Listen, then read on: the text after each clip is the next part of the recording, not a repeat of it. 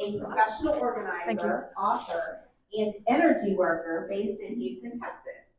She is the founder of Status Organized, creator of the ABCs of Home Organization book and podcast, and co-developer of the course Organizing and Preparing for Baby. With over 1,444 client sessions, Stephanie has spent years helping clients, many experiencing chronic disorganization, creating systems that support both peace and productivity. She is a former NAPO Houston board member and a master Reiki, is that how you say it? And GEM practitioner who blends practical organizing with intuitive energy work. Her expertise has been featured in the Houston Chronicle, Redfin, and on Fox 26 Houston. Let's give her a warm welcome today. Thank you. Hello, how is everyone doing? All right, before we jump in, I would just like to thank our volunteers for today. So could Lisa, if you want to stand up, Rebecca, Susan, Steph, Tammy, and Tina. This is an amazing event. We thank you so much for it. And my little plug, when I joined NAPO Houston, I was immediately pulled onto the board. For all of you new potential organizers, I do recommend joining. It was, yes, you've already been recruited, I can tell. But it transformed my business, and it allowed me to, one, go work for almost every NAPO member at that point, and I learned so much from them. So I do recommend joining the board, joining NAPO, and learning as much as you can. So we are going to talk today about understanding chronically disorganized clients. Who here currently works with chronically disorganized clients? A lot of you, excellent, okay. Who wants to work with chronically okay, perfect. It's amazing revenue. That's actually, like, when I first started and after working with everyone, I was like, I want to do less work marketing-wise. And so I was like, I'm going to track those chronically disorganized because you're minimum 6 months, guaranteed, if not years. I've had clients for 6-7 years right now, every week. And so it's like you have able to build relationships and not have to market to so many people, which is nice. We went over this initially, but who is a professional organizer or wants to become a professional home organizer?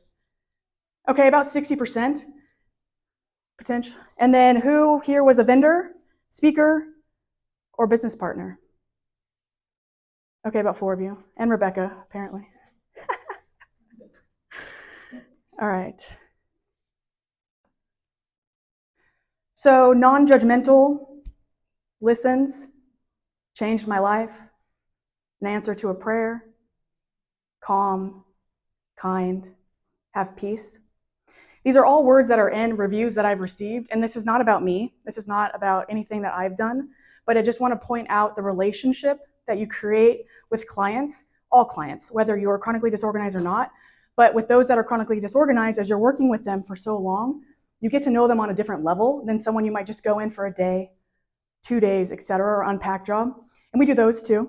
But I want you to think about how you interact with your clients and how you get to know them and how you have the potential to change their lives, and you have the potential to, and we'll go into this, but I see so many, you walk in and they're like huddled, right? Like they're in a box, like they're ashamed, they don't want you to come in, they're embarrassed, they have anxiety, and you walk in and then when you leave 6 months later, a year later, they're standing taller, they're breathing a little easier. You have transformed not just their physical spaces, because we are doing clutter, we're getting rid of the clutter, we're creating organizing, we're transforming their spaces, but you're transforming them inside.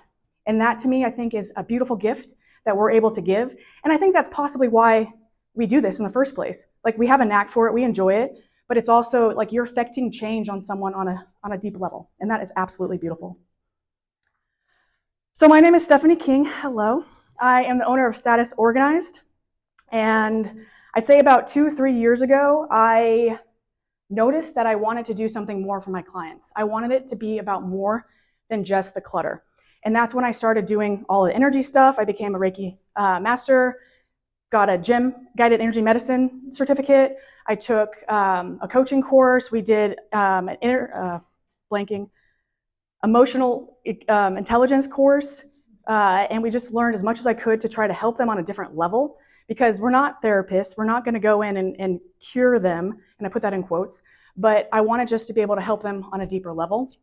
And so I started transitioning my business, and I'm going through that right now to do a more holistic giving.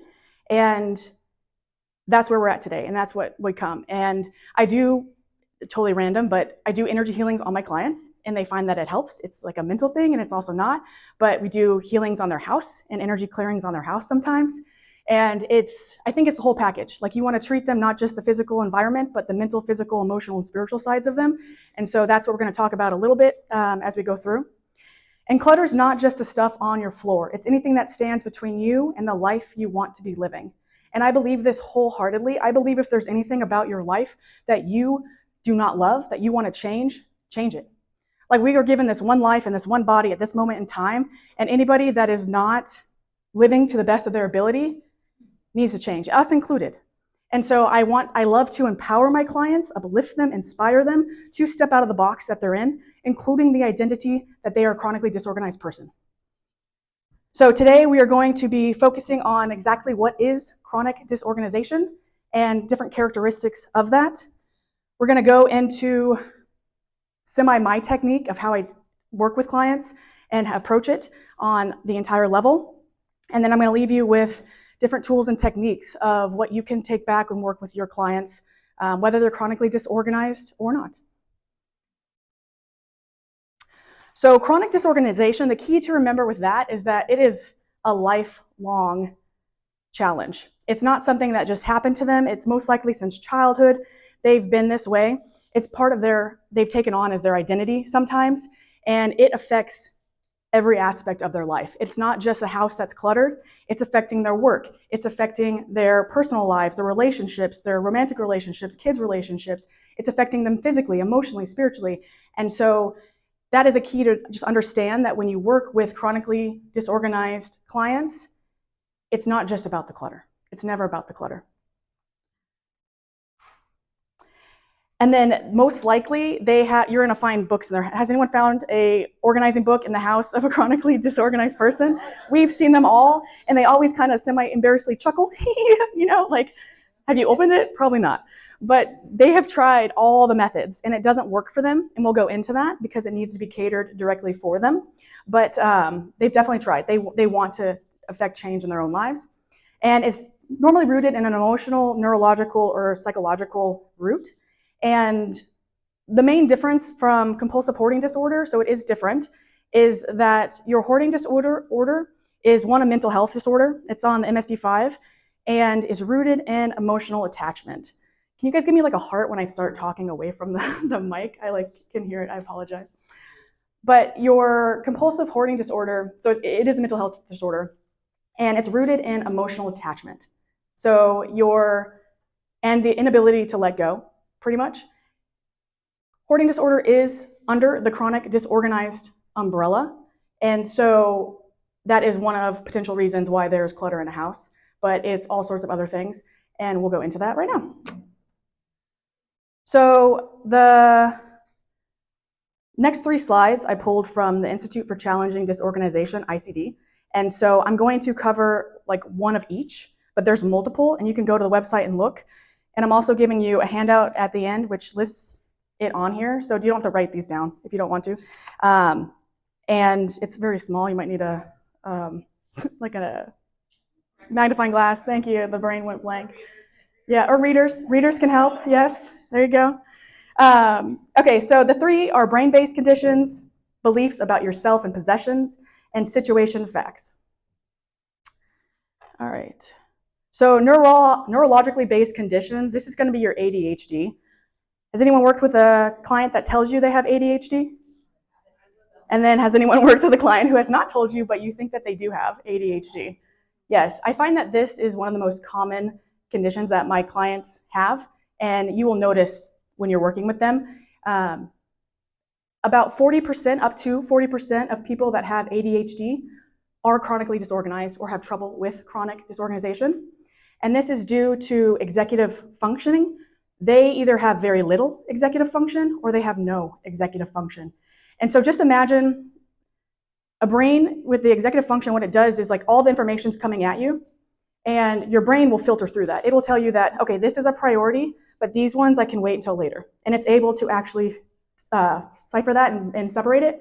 Someone with ADHD, though, it all comes at you and you're like, oh, I have to do this. And then it's like, oh, but I have to do this, and I have to do this, and I have to do this. And their brain is unable to actually discern what is important and what is not important.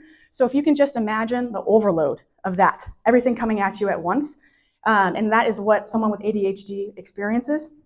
And then there are a few caveats, though. So if they're doing something that they enjoy or that they get pleasure at, or if there's like a deadline or a timeline, they're able to focus better. And so you figuring out a way to engage them in something that is fun for them would be key to working with somebody with ADHD.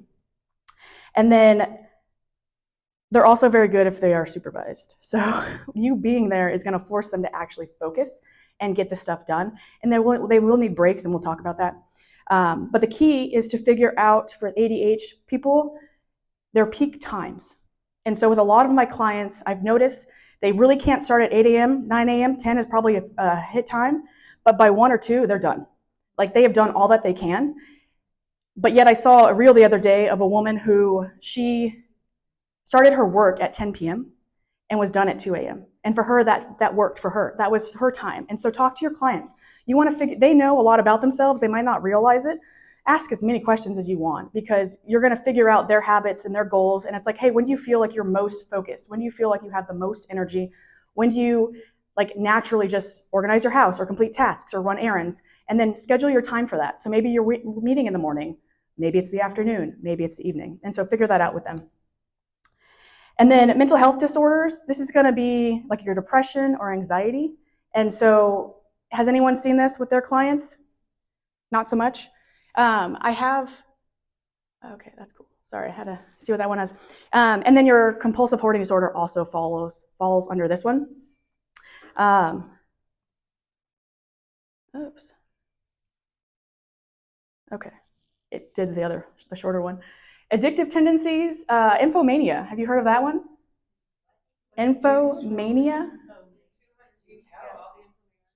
Yeah, so it's twofold. You can do like the doom scrolling of like the constant fear that you're going to miss out on something. So like the news is just coming in and you're scrolling on all your social medias, you're reading all the news articles, you have to check every email or like every text that comes in almost immediately. It's kind of like you just can't help it. And then the opposite I've seen with some clients is they save all the articles. They have electronic-wise, physical, they have magazines, and they're like, I'm going to read it. And it's like, you have not read this in 7 years. Are you sure you're going to read this? No joke. And then same with, so it's just information overload. And they cannot get rid of it because one day they will read it. And I've noticed it now a lot with electronic information. And so what you can just do is set up a system for them that they're able to save the articles so that it makes it easy for them to find. So rather than saving 1,000 articles to one folder, you could have them separate it in categories. So if they want to read about the moon, they'll have a category about the moon. And so just you have to organize what they'll allow you to organize just to make their life possibly a little bit easier in the future. And then aging issues. Anyone work with seniors? Okay, about 5, 6. This is going to become more prevalent, I think, in our world as our baby boomers are aging up and they're getting rid of things. They are downgrading the Swedish death cleanse, I think, went through a little popular book. And people are downsizing for the kids because the younger generation does not want anything, and parents are realizing this. It's hurting them, but they're realizing it. And so they've started to downsize. But as they age, they're going to be they're going to be having physical difficulties. They can't do it. They're going to have medications that might affect them cognitively and make them not be able to make decisions. And so that is another possible reason for chronic disorganization. And then beliefs about self and possessions. So learning styles, this is what you want to cater towards your clients. You want to figure out all of the ways that they live life. And one of the main ones is learning style. How do they learn from you? Me personally, if I'm just listening to somebody talk, like I'm talking to you, my brain's not here. It's gone. And so I have to physically write what I'm hearing in order for me to focus and pay attention and retain any information. And so ask your clients, do they have to be moving? Maybe we go on a walk and talk and chat while we're trying to discuss their plan, And so figure out from them what exactly they need in order to thrive. And A lot of the big one under this one too is I've noticed with a lot of clients with chronic disorganization, it's out of sight, out of mind. And so you're going to have clear bins, you're going to have labels, and you're going to have it where they see it, else they'll forget about it completely. Information processing deficits. Sometimes your client is unable to remember the categories that you created. And so what method can you create, what binder can you create, label can you create, so that they don't have to remember they're triggered by that label, or their memory is triggered. Learning differences. They may have trouble with all sorts like audio learning and or dyslexia. If they can't read your labels, maybe you do a picture label. And so again, you have to figure out and learn exactly where they're struggling so that you can create the exact method to help them. And then emotional and behavioral patterns. So this one is where your procrastination will fall. And anyone an actual procrastinator in here? I procrastinated last night with sending this to Rebecca. I can tell you that. But a lot of clients procrastinate until you give them a deadline. So give them deadlines. Give them, check in with them where you're going to be like, hey, this is due by 4 p.m., however it is. They thrive on deadlines. And then you have to actually like make it an actual deadline, not like, oh, it's okay. Like I don't mind. But they're going to avoid a lot of things and be procrastinators, which is why the clutter potentially will build up around them until someone comes to visit or something like that. So then the last one is going to be situational factors. And so perfectionism. It must be my best work ever, but it's all too overwhelming. But it has to be the best work ever. And then, anyone a perfectionist? Okay, interesting.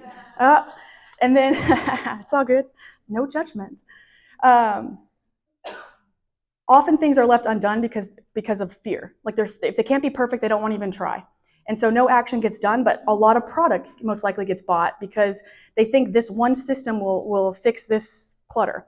And so they're buy, plan, but no action gets done. Attachment to possessions. So potentially sentimental.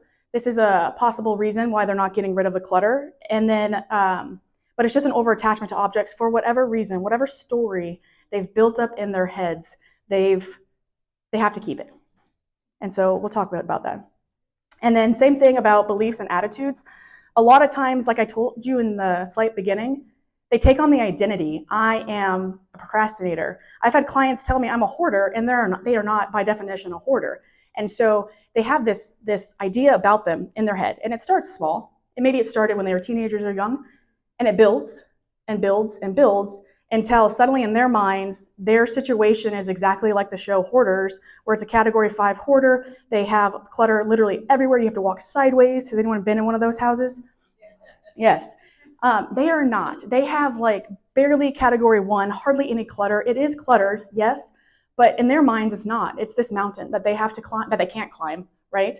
And so part of, I think, our job, our duty, is to help them overcome those thoughts, those identities that they've taken on inside of themselves, and help them realize that, 1, life is going to be cluttered. It's okay. But 2, you are not defined by your clutter. And 3, we can help make change in your life for this. So just try to figure out as you're working with them what beliefs they've taken on and what identities they've taken on inside themselves, and kind of just nudge them a little bit, towards a different way of viewing. All right. Oops. And then ineffective beliefs about possessions. So who here has clients who think that this object is worth a ton of money? Everyone, right? Like, yes. This is a very common denominator among all organizing clients, whether you're chronically disorganized or not. Clients hold on to things because they've been told it's going to be valuable, or because they think for whatever reason it's going to be valuable. It has to be valuable. I spent X amount on this. Or it's 60 years old. Like, it has to be worth something. And so a lot of times the clutter will build up because they're unable to let go of something because of the potential value that they can receive from it. Okay. So we talked a bit about the client's experience, but when you go in and speak with somebody who has chronic disorganization, you go in with empathy. You go in recognizing that they are very uncomfortable having you in their house. Has anyone ever experienced where you knock on the door and like they won't even open it all the way? It's just open a crack. because they are so ashamed and so embarrassed of where they're at. And most likely, their spouses, their loved ones, their friends, their family, everyone has been putting more on their shoulders. And so they're really small in that box and they're really struggling with it. And so understand where they are coming from. Understand that this is one huge that they called you. And so always thank them. Thank them, be like, hey, I know this was hard for you, but this is awesome and we're gonna change your life, you know? And I know that's like a big claim, but we definitely, like everyone in here who has helped someone organize, you've changed their lives. Whether you realize it or not, you guys are amazing. So just give yourselves a pat because it's beautiful, so beautiful. And they most likely definitely have the low self-esteem and increased anxiety. And so you might not see it, you might not recognize it, but it's there. And just, again, see them as a whole person, see them as more than just a job, as more than just somebody that you are working with to get rid of the clutter. And recognize and take time to just breathe them in and see and deal with who they are as a human. And then the last, we mentioned this briefly, but it's affecting every aspect of life. They're probably missing deadlines at work. They might miss friends' birthdays or dinners with friends. They've lost important papers that are vital or miss, car renewals and things like that. And it's definitely affecting their mental health. And so they are not living the potential of life that potentially they could be living. And so this is just something that I think is vital, is understanding them and where they're coming from. So one of the keys with, I think, working with the chronically disorganized is that we meet them where they are and not where we think they should be. One of the hardest things of working with these type of clients is that I want, in my mind, right? Like we get dopamine hits if you have cluttered area and you organize it and make it look so nice and Pinterest worthy and on Instagram, that's a dopamine hit to our brains. And like as organizers, we chase that. And when you work with the chronically disorganized, you're not going to get as many dopamine hits. And that, it's honest. And the end result may not be as pretty as you would like. And that's an adjustment on our parts as the organizer. We have to adjust our thinking of how we're viewing this client. You could go in and you literally only organize one tiny drawer, and that's a success. And so we have to recognize that they are where they are, and well, we'll talk about that in a second. I was like, my brain's like going through with the others. Okay, so when I call my clients or they call me or it's at the first meeting, I, as I mentioned, am going to be, thank you for calling me. Thank you for reaching out. This is amazing, like so strong of you to do. You're a beautiful person. And never judgment. Like I've been in the homes where you literally turn sideways, as I mentioned, and I've been in the homes of pure chaos in every space. But like I don't see it. And I relay that to my client of I don't see what it looks like today. I see what it's going to look like when we're done working together. And so that's all I see. I'm not judging you. It's okay. And there's going to be backslides. It's going to be cluttered today and come back and the space we worked on is going to be cluttered again. And that's okay too.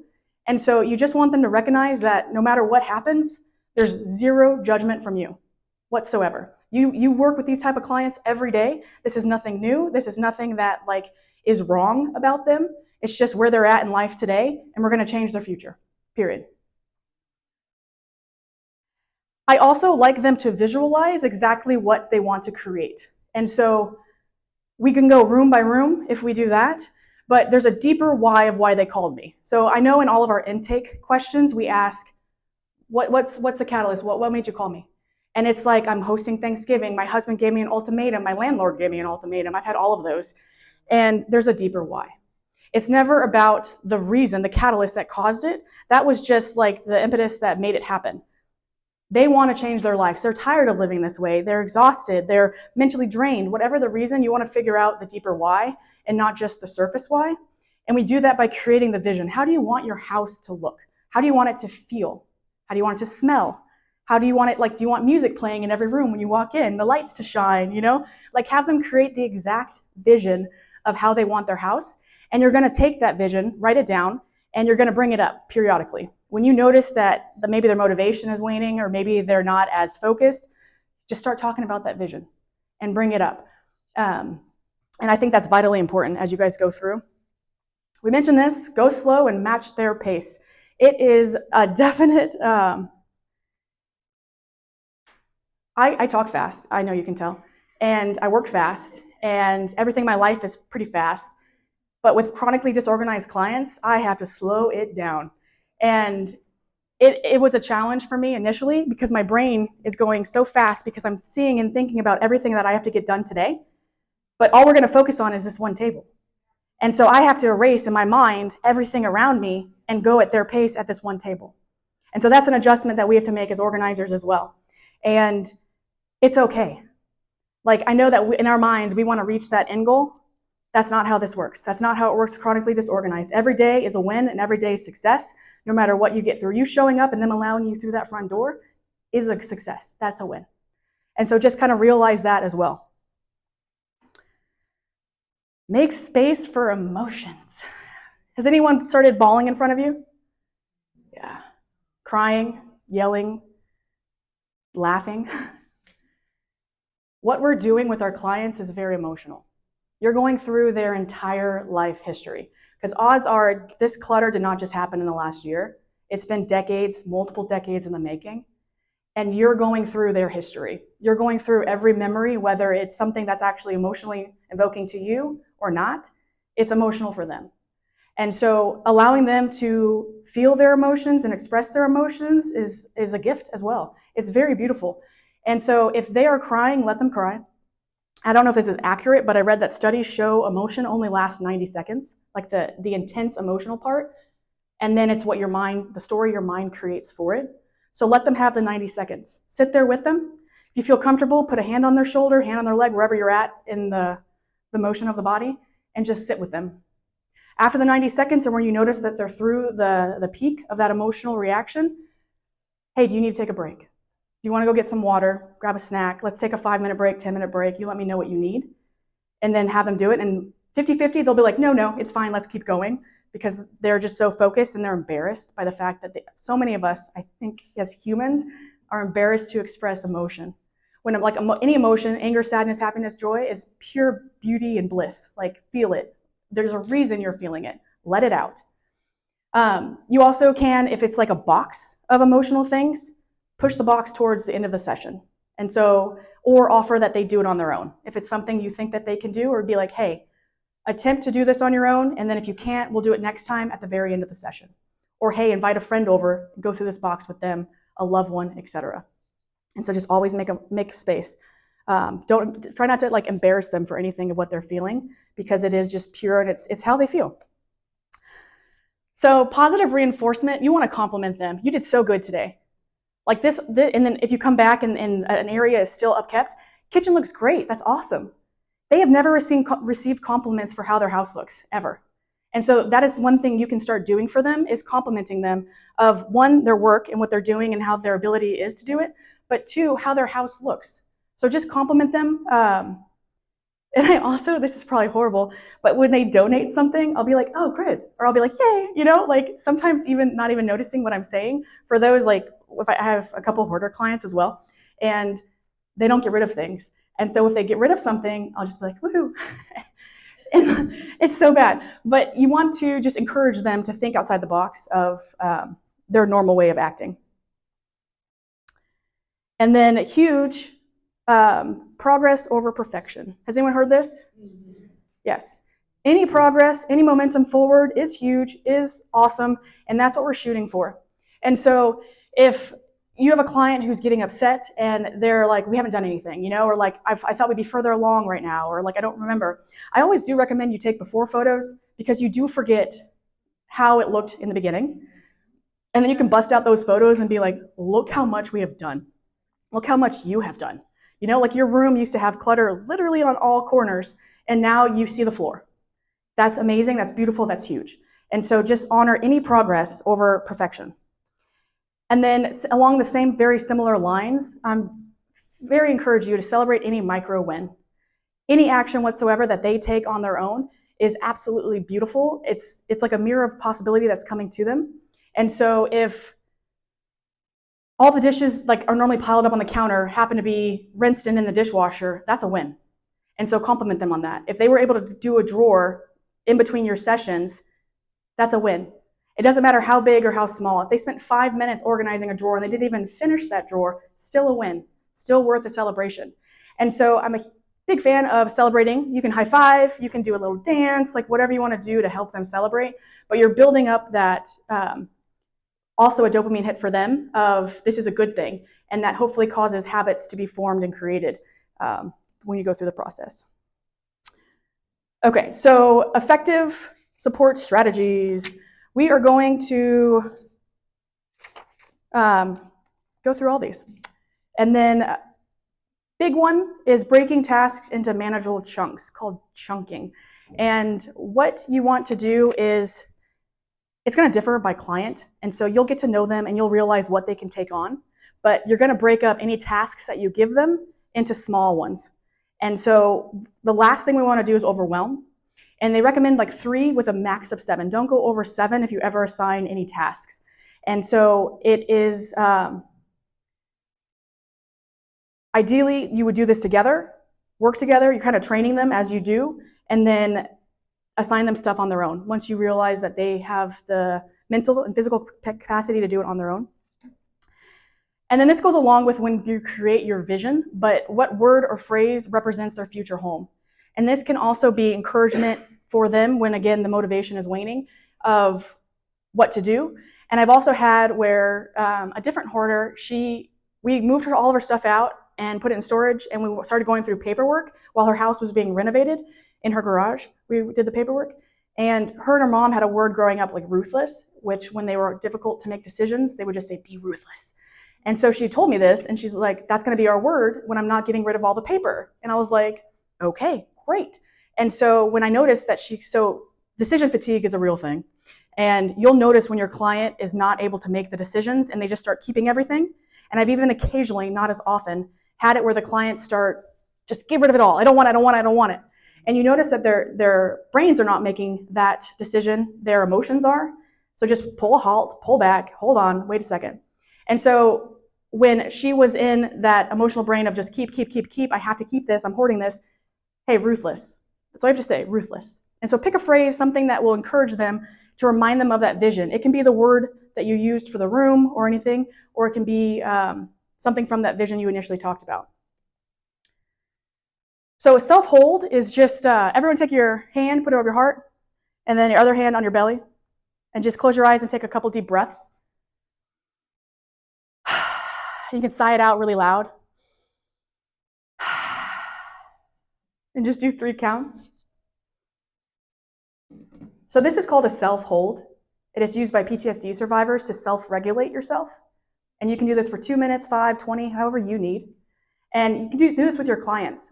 So if you notice, again, that they're an emotional brain, have them do this to pull them back. And along the same lines, breath work. Taking 3 breaths, deep breaths in, and letting it out slowly will help self-regulate the client, their body, just calm them down, get them back into that executive brain.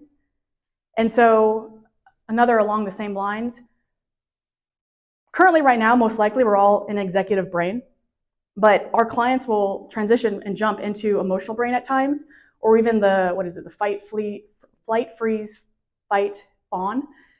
And when they're in those 2 brain states, they can't think, they can't make decisions. Like they're literally in survival mode is what it is. And so you remaining in executive mode will pull them back up from emotional brain.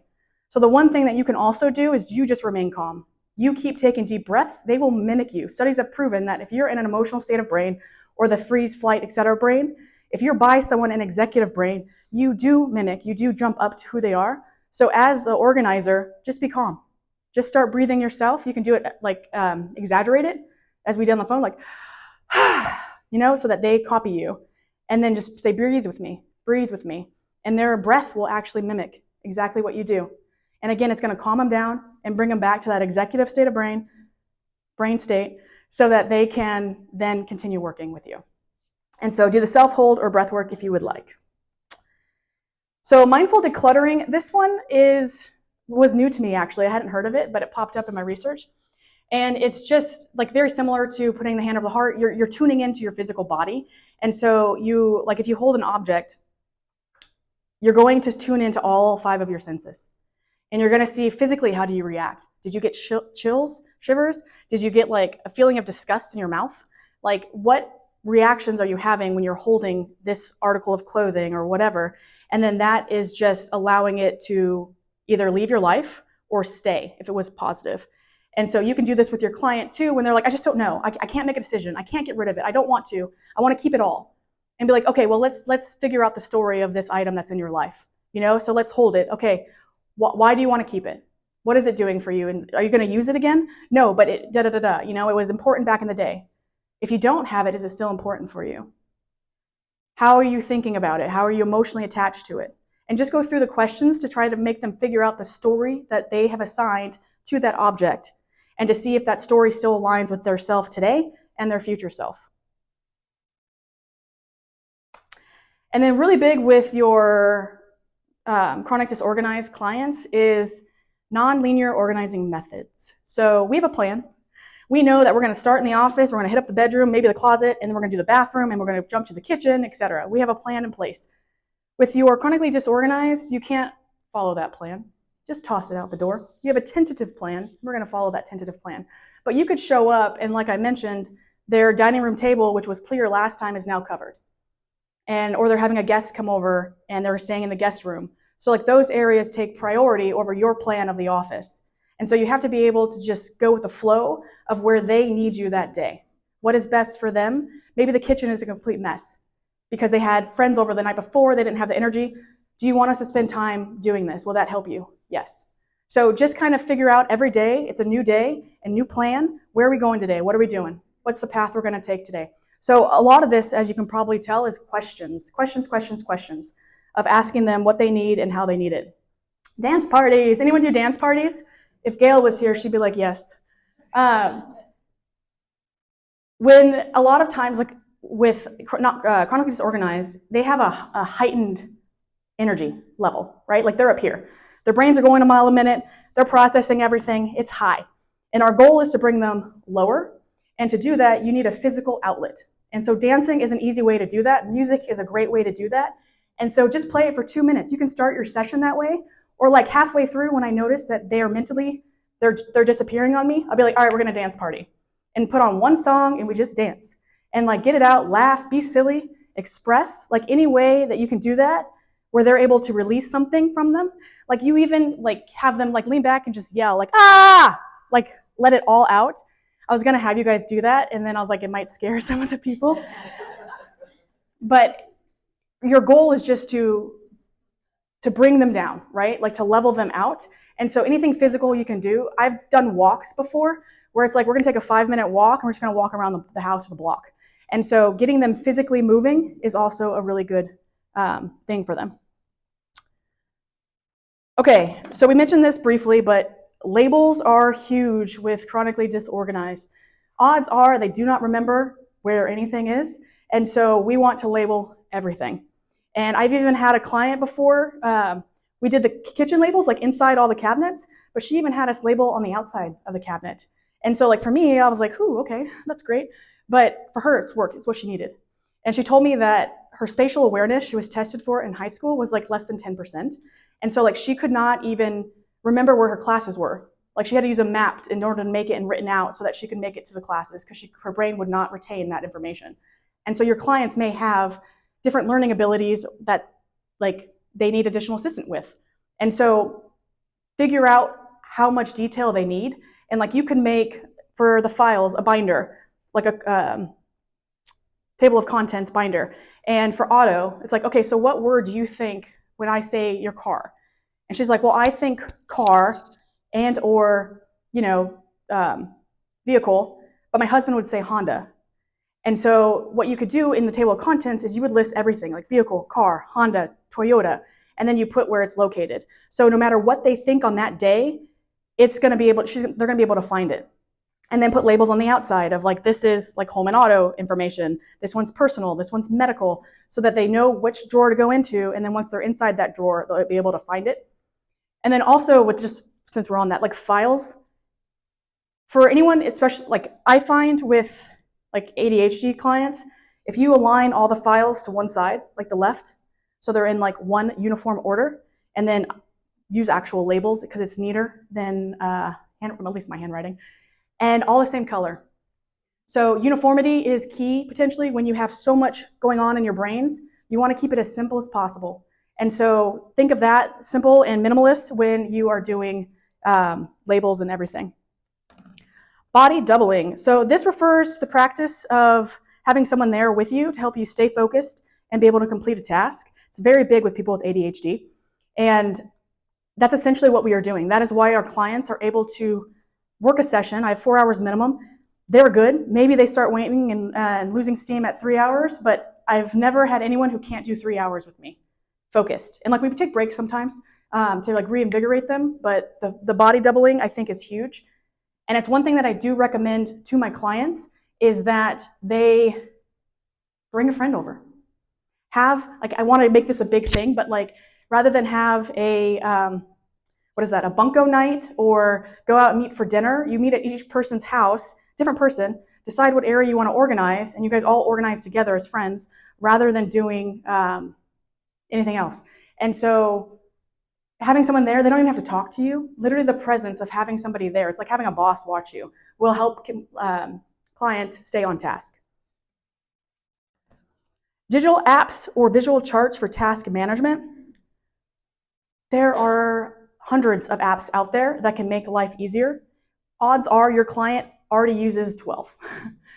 And so that if that is something that you want to do, the productivity side of it, you can help them just like figure out which ones are working and which ones are not. Try to reduce it to one.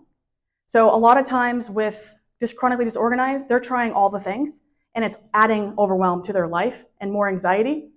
And so we want to just use one.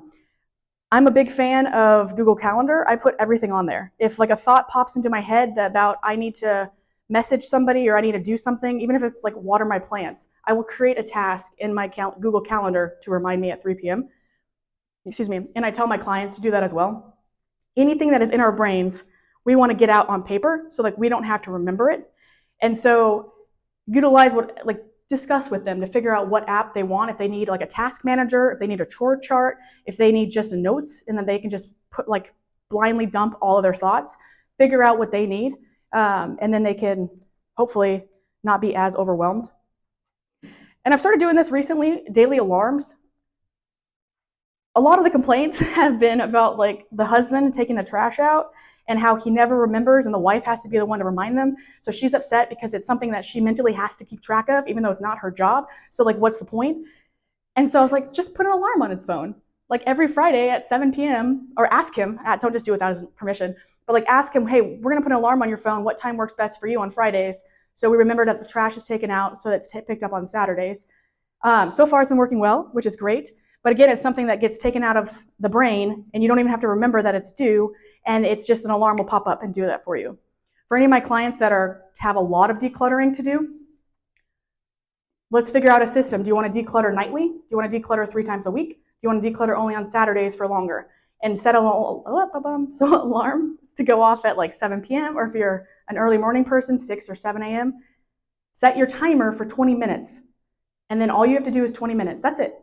And when you are given permission to only work for 20 minutes, it's somehow a lot easier to start and finish. And so just talk to them about what they need and what they can do and be firm. So a lot of times I find that when you give them, you're like, oh, it's okay. Like you don't have to. It's like, don't worry about it. Then they're going to take that as permission not to do it ever. And so set it up and be like, all right, so this is what you're going to do, and then make them accountable for it. And there's also the different apps for the Pomodoro timer. Have you guys heard of that? So it's a method that works. You work 25 minutes on and you get a 5-minute break and you set timers. And then you work 25 minutes on, 5 minutes break, and you do it for 2 hours.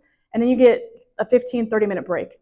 And it works really well for those that have difficulty focusing because it, again, allows them to complete one task, I get a break, yay. One task, I get a break. So you can do that system as well with clients. And then simple checklists. This is key. What you can do is, like, let's say a kitchen reset.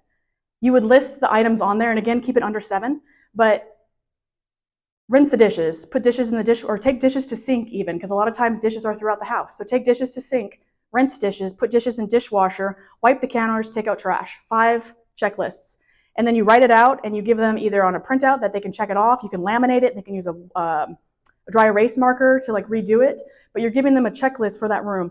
And that's your only goal for this week. I don't want you to think about the clutter. I don't want you to think about anything else. I just want you to every night do this one checklist. You want to start giving them power by allowing them to accomplish these tiny little tasks so that they think and they start realizing, I can do this. Like my house doesn't have to be cluttered. I have the ability, the skill set to do this. And they start doing it. And they might not as well. And the one thing about clients is that chronically disorganized, you have to adapt. Like it's not going to be a one thing fix all type thing. You're going to have to figure out their entire way of living and switch it up from time to time. But the key is just to keep it simple initially until they start building up that confidence in themselves and the ability to do it. And then you also can do that per room and be like, okay, what's going to be your focus today? And yes, okay, that's all I got. And the last thing that we're going to talk about is just regular check-ins from you. So you are their accountability partner, and what I like to do is associate a specific day with my clients. So most often I meet them like every Thursday or every Wednesday or like once a month, but it's going to be on a Thursday. It just typically works out that way that our schedules align on the same day. And so if we're not meeting for like 2 weeks, I'll text them on the next Thursday and just be like, hey, checking in with you. How's it going? Or like after the first day with a client, I always check in the day after. Hey, how'd you sleep? How are you feeling today? Do you have any comments or feedback about yesterday, about what we did? Anything stressed you out? Anything upset you? What were the wins that you felt we had? And I do this also with them, but it's just a double check-in the next day because a lot of times you need time to process exactly what we went through. And at the end of a session, we know they are exhausted. We have tired them out. They probably can't even think and make another decision. And so you're just giving them 24 hours to just kind of settle in with what we did. But check in from you. And even clients that I haven't worked with or like that we're done, I check in every couple months or something and just be like, hey, thinking about you. Like they pop into my head at times. And so I'm like, okay, I'm going to reach out and I'm going to text these people and just be like, how's life? How's organizing? Do you need any assistance? Do you have any questions? Like I'm all for ask me all the questions. All right. And we are approaching time, so we're going to skip the summary. Is that all right? I think that's all right. All right, any questions? Yes. How do you deal with people that are control freaks and they're like, okay, I need your help, but I'm not going to listen to you and I'm not going to take your advice and I'm not going to do anything that you say, and then they just continually want you to come help them, but you're not making any progress because they're not doing or taking in any of the advice that you're giving. I have a client like that. I just got her like a month ago, and I went to her yesterday, and I was like, no. Like I honestly thought I might fire you because it's so stressful. They don't want help. I can't help them. What is the point of me being there? And I know I understand completely. And like you can fire clients. Like I'm not telling you to fire clients, and I wouldn't necessarily fire this person, but maybe sit down and have a chat with them and be like, hey, look, let's revisit our goals. Let's revisit our vision. Like, what do you want from me? Am I helping you? Is my being here bringing you anything? And she may reveal something to you that you don't realize. And like you being there may be helping her some way. And even like I said, accomplishing that one drawer, you know, like even if she's doing it herself and you're literally a body double there, doesn't matter, right? And that's us taking our needs out of the equation and allowing them to have what they need to a certain extent, is how I would look at it. I can't tell you how many times I've been told by a client, I just need you to sit there and listen to my story for 30 minutes. You know, they are very aware of how much they're paying you, and allow them to do that would be my suggestion. And like for me, it's very hard because like I want to help and I want to affect that change in their life and in their physical surroundings. That's why I'm having trouble with it, and she's not letting me do that. And so, but it's just looking inside yourself of figuring out like why, like what we need, and not necessarily the client in that situation, I would say. Yeah. Anyone else? I talked so fast. I'm sorry. Did you understand any of that? Yes, ma'am. Are you going to be able to share your presentation with us? Sure. Yeah, I can email it to Rebecca. Oh, speaking of, let me pass these out. Anyone else? Yes, ma'am. I have a client that was showing signs of this mental and physical running. Would you suggest anything like before you start working with him for a particular day to like take back? Oh, yes. give them that Yeah. extra mental boost? I always tell my clients, I was like, get a good night of sleep, eat a nutritious meal before I come see you. You better have eaten, drink a lot of water, and I make them have water with us when we are working. So yes, definitely, because this is a physical, mental draining activity. So you want them taking care of themselves, and I tell them afterwards, go take a salt bath to reinvigorate, or even the night before. And they can. You can do like different essential oils if you want to, like that, like orange, I think, invigorates your brain and can make you focus better. And so you can look into stuff like that too. Peppermint, lemon, yep, yeah, yes.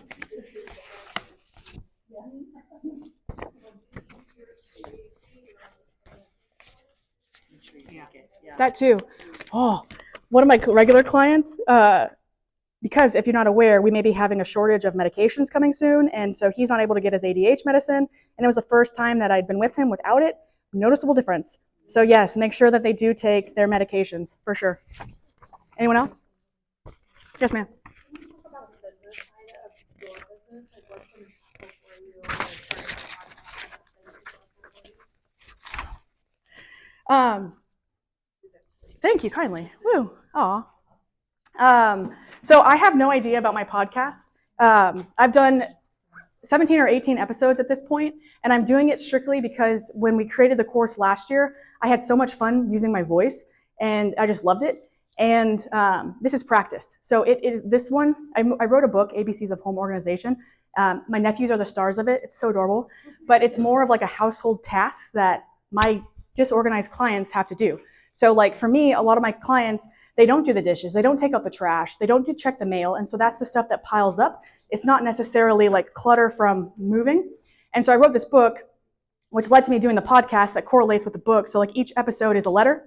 And then I have never checked my numbers on it whatsoever. I have random people be like, oh, I heard your da-da-da-da-da, and they like talk to me about it. And I'm like, oh, thanks for listening. That's great. But I'm going to make a podcast after this that's about like interviewing different women in the holistic field as well as like the business world, and like seeing how organizing affects them and how they're living, managing life and living their life and living outside the box of life. And that's the one that I'm really focusing on. So to be perfectly frank, this is practice. I have no idea. But what was your question about the business side?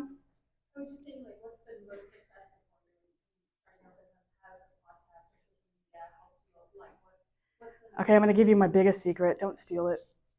I get 90% of my new clients from Yelp and my reviews. They always quote my reviews when they hire me. My website, it's good too. When I blog every week, I had the most hits on my site. So consistently blog and put new content out there so that Google trolls you, or whatever that's called. Those are my two biggest takeaways, is blog to get SEO up and do a Yelp. Are you paid on Yelp or just? No. I don't pay for marketing whatsoever. I'm going to start now because I'm hitting a different focus. But I did the first month of my business and I was like, this is not worth it. Most, I feel, clients come from word of mouth. And so it's like, it's not the point. And has anyone heard of Hiring the Heavens book? Okay, Hiring the Heavens. So I've run my business this way since the beginning without having read the book. And I read the book maybe a year ago. This is like a little holistic, but angels, I'm exhausted. I need a break. Inevitably, my clients cancel the next 2 days. I need to work more. I'm not making enough money. I'm going on vacation. Inevitably, my schedule's filled within 24 hours. No joke. I talk to my angels and I tell them what I need. And yeah, so beautiful, I know. But I've run my business that way from the beginning. And so I didn't use marketing. I use them as my marketing team, which is strange, but I challenge you to try it. You can start it with, hey, give me a parking spot at the front of the grocery store, and you'll see one open up for you. So like that is how I run my business. It's very like spiritually holistically, and I don't put money towards marketing. Sorry for all that pay for marketing. Anyone else? And if you want to see me after, I will have, so like I've made a lot of journals that you don't have to buy if you want, great, but you can see what you can make on Canva and then sell on Amazon, and I'll have that out front. If you want to talk to me about anything, we can go grab coffee, like whatever you want to do, I'm here for you.